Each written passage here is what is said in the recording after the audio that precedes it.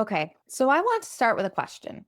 If I asked you right now, not how to feel about your last program, but what specifically changed for them, could you tell me in one sentence with something that you've actually documented? Not, oh, they seemed more confident. I'm talking about something real, something tangible.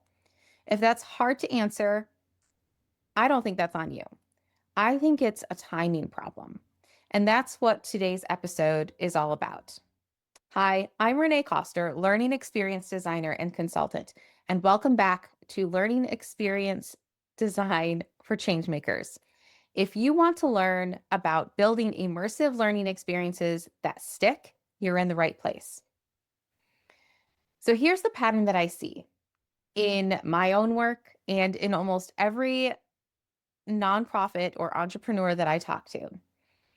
You have built the curriculum, you run the sessions, and then usually near the end, when a report is due, or it's time for a check-in call, or a renewal conversation, somebody opens a blank document and starts building a survey. Or possibly worse, panic starts to set in.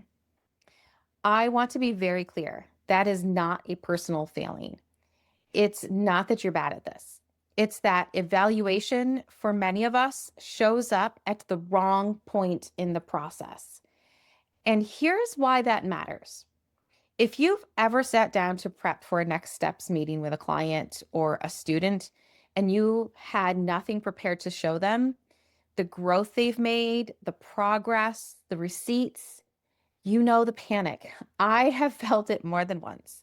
It's this moment of, I have nothing to show this person for the work we've done together. And by the time that post-program survey goes out, the opportunity to capture real evidence of change has already passed.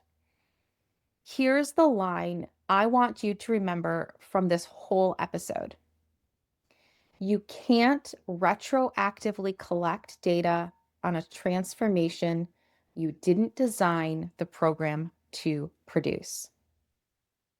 Say that one more time in your head. If you didn't build your program with the evidence in mind, you can't go back at the end and manufacture it.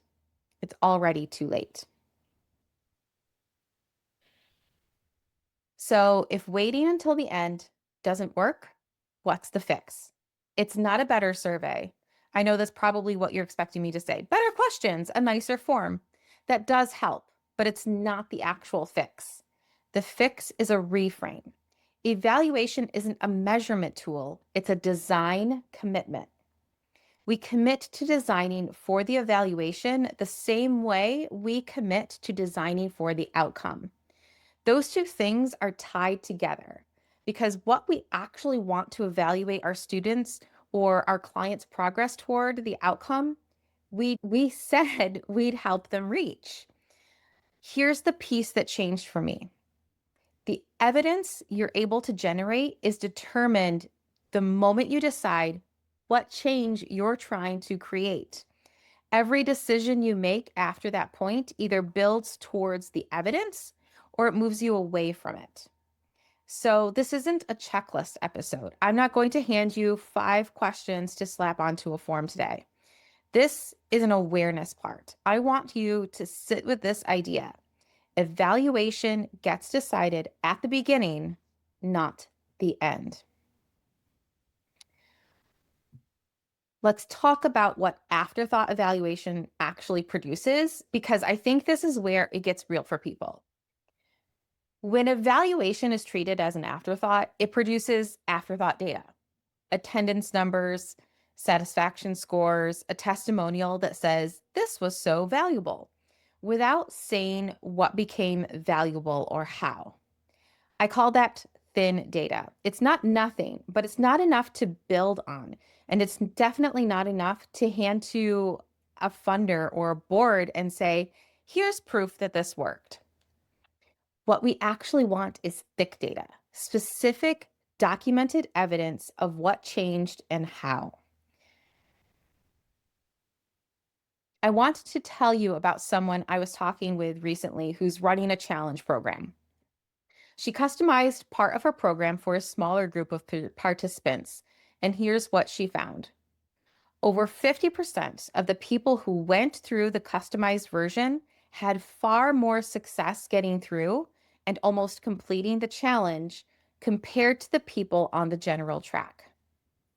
And here's the part that I love. She didn't need a research department to find that out. She identified who was participating, offered everyone the general materials, then followed up individually and by group email and asked a specific set of questions. She took what people told her and used it to personalize her follow up without it becoming a huge lift on her end. That's thick data, a documented specific number she can actually use, and it came from a follow up email sequence and a handful of intentional questions, not a stats degree. So here's another story. It's a clear example of what happens when your objective and your evidence aren't built together. Imagine someone who runs a volunteer stewardship training program in a regional land trust. For years, the learning objective could be rock solid. Participants understand the significance of native plant species. Every session ends with a 5-question survey. Scores come back around 4.2 out of 5. Those would be pretty great numbers, right? But what if the funders ask a different set of questions? What if they want to know, are volunteers actually making better stewardship decisions out in the field? Based on the surveys alone, you wouldn't have that answer. Not because you wouldn't care, but because gathering that data wasn't planned ahead of time. The training was never designed to capture the kind of data that the funders ended up wanting to have. So the objective is there, but the evidence didn't have anything built in. There was no evidence architecture. So here's what you could do. Rebuild the program backward from one specific observable behavior. Volunteers correctly identifying and removing 3 invasive species during their first solo shift. That becomes both the objective, the milestone, and a piece of evaluation. And because you have identified it as a piece of evaluation, you're going to remember to document that and make a point of observing it. So once you know what you're measuring, the evidence basically can collect itself. You could train the field coordinators that were already out there to watch the work that happens with the volunteers. You just have to decide ahead of time what to ask people to look for, to pay attention to. And that's the shift. It's not a better survey. It's not more work. It's deciding what you're measuring before programs or trainings start to run, not after someone has asked you to prove that it worked. Now, I know what some of you are thinking. Renee, I don't have field coordinators. I don't have a team watching people's behavior out in the world. Fair, most of us don't. But here's what I want you to notice. You probably already have the milestones built into your program, even if you've never called them out. A weekly call, a monthly check-in, a progress meeting. And if you are wondering what milestones are or how to design them, go back and listen to episode 6. I was talking with someone else recently who runs a weekly accountability call for her community. Every week, she asks people what their roadblocks are, what's stopping them from hitting their goals. And people fill out a form every week. She realized mid-conversation that she already had the data. She just hadn't gone back and looked at the pattern in the answers yet. That's the whole point. The infrastructure was already there. Evaluation didn't require anything new. It required going back and using what she already had on purpose. So here's the reframe for your milestones. They can double as evaluation checkpoints. That's what I mean by purposeful engagement. It's a two-way street. You don't just want your learners, your students, your trainees to interact with the material.